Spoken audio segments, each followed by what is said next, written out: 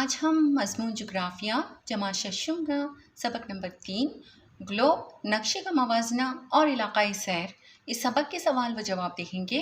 अगर आपको हमारा वीडियो पसंद आए तो इसे लाइक शेयर और सब्सक्राइब ज़रूर करना और बेल आइकॉन को ज़रूर दबाना ताकि अगले वीडियोस की नोटिफिकेशंस आपको मिलती रहें। तो चलिए शुरू करते हैं। सबक नंबर 3 ग्लोब नक्शे का मवाजना और इलाकाई सैर।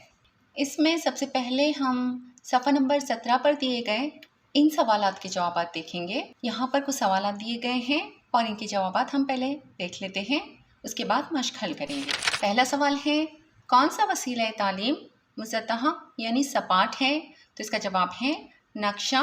ये वसीला तालीम मुसत्तह यानी सपाट है। नंबर 2, कौन सा वसीला तालीम गोल है? तो इसका जवाब है ग्लोब। ये वसीला तालीम गोल है।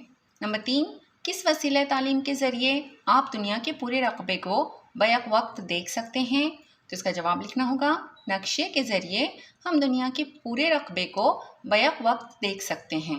नंबर 4, किस वसीला तालीम के ज़रिए एक वक्त में ज़मीन का एक ही हिस्सा देख सकते हैं? तो इसका जवाब लिखना होगा ग्लोब के ज़रिए एक वक्त में ज़मीन का एक ही हिस्सा देख सकते हैं। नंबर 5, मखसूस इलाके मसलन मुल्क, रियासत वगैरह की तफसीली मालूमात हासिल करने के लिए इनमें से कौन सा वसीला तालीम का आप इस्तेमाल करेंगे? तो इसका जवाब लिखना होगा मखसूस इलाके मसलन मुल्क, रियासत वगैरह की तफसीली मालूमात हासिल करने के लिए इनमें से नक्शा इस वसीला तालीम का हम इस्तेमाल करेंगे। नंबर 6, किस वसीला तालीम को कुर्रे ज़मीन का नक्शे सानी कह सकते हैं? तो इसका जवाब लिखना होगा ग्लोब। इस वसीले तालीम को कुर्रे ज़मीन का नक्शे सानी कह सकते हैं। अब मश्की सवालात देख लेते हैं। इसका पहला सवाल है, दो पहलवी और तीन पहलवी चीज़ों की खुसूसियात क्या हैं? इन्हें हम इंग्लिश में 2D और 3D कहते हैं, 2 डायमेंशन और 3 डायमेंशन चीज़ें। तो इसका जवाब इस तरह लिखना होगा, दो पहलवी और तीन पहलवी चीज़ों की खुसूसियात हस्बे ज़ील हैं। नंबर 1, दो पहलवी चीज़ों में लंबाई और चौड़ाई के दो पहलू होते हैं। इसके बरक्स तीन पहलवी चीज़ों में लंबाई, चौड़ाई और ऊंचाई के तीन पहलू होते हैं।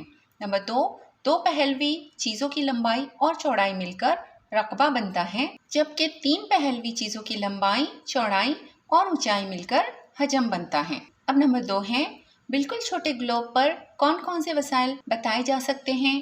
तो इसका जवाब लिखना होगा बिल्कुल छोटे ग्लोब पर अर्जुल बलद और तुलुल बलद दिखा सकते हैं। उसी तरह ज़मीन पर मुख्तलिफ ममालिक, जज़ायर, खलीजें, बहीरें, समंदर और बहरे आज़म दिखा सकते हैं। नंबर 3, ज़मीन पर रूनुमा होने वाले दिन रात के तसव्वुर को किस वसीले से समझना आसान होगा? तो इसका जवाब लिखना होगा ज़मीन पर रूनुमा होने वाले दिन और रात के तसव्वुर को ग्लोब के वसीले से समझना आसान होगा। नंबर 4, आपके गांव या शहर की निशानदही करने के लिए कौन से वसाइल का इस्तेमाल किया जा सकता है? तो इसका जवाब लिखना होगा हमारे गांव या शहर की निशानदही करने के लिए नक्शे का वसीला इस्तेमाल किया जा सकता है। नंबर 5, एक जगह से दूसरी जगह बआसानी मुंतकिल किए जाने वाले वसाइल कौन से हैं? तो इसका जवाब लिखना होगा एक जगह से दूसरी जगह बआसानी मुंतकिल किए जाने वाले वसाइल नक्शा और ग्लोब हैं। तो उम्मीद है इस सबक के तमाम सवालों के जवाब आप लोगों को अच्छी तरह समझ में आ गए होंगे। अगली वीडियो में फिर मिलते हैं। अल्लाह हाफिज़।